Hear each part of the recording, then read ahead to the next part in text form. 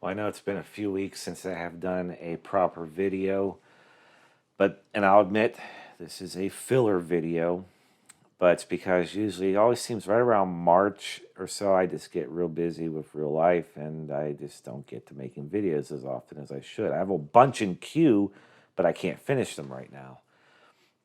But anyways, this is my 2004 Weller model WESD51. I purchased brand new, and it's a pretty common model because it seems like everybody has had them. It's never given me any issues this whole time, and it's taking apart for some maintenance. Right now I'm just noticing the display in behind there, but the problem is, and right there, the CRC QD electronic cleaner is to clean the potentiometer that sets the temperature. Problem is, anywhere between 650 and 800, the display would just go nuts. It would not set because that potentiometer right there was dirty. What made it even more difficult is it's a sealed pot, but not completely sealed. I had to soak it multiple times, but eventually it got in there and cleaned it. And now I'm doing the first test of it. And it should go up nice and smoothly. See, right in between here, the display would just start going nuts, and if you let go, it would not set.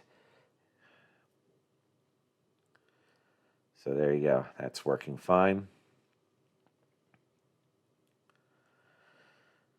Now, in the last 19 years of use, the only thing I had to replace was the soldering iron itself.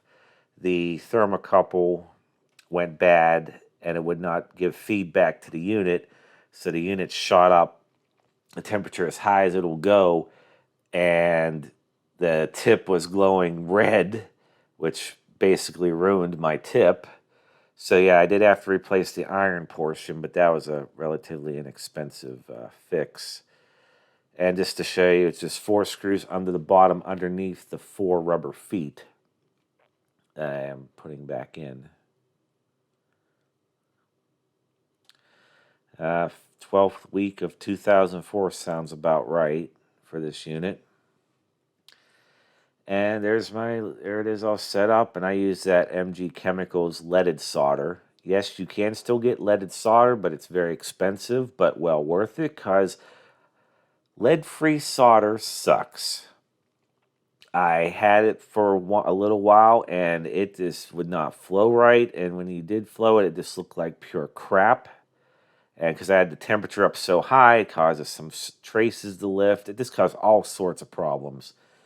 And my repairs are permanent. The stuff I'm fixing is not disposable. It will not be thrown out. So, yeah, I still use leaded solder, and I will continue to as long as I can purchase it. And I also continue to keep using this soldering station until something catastrophic happens and I can't fix it.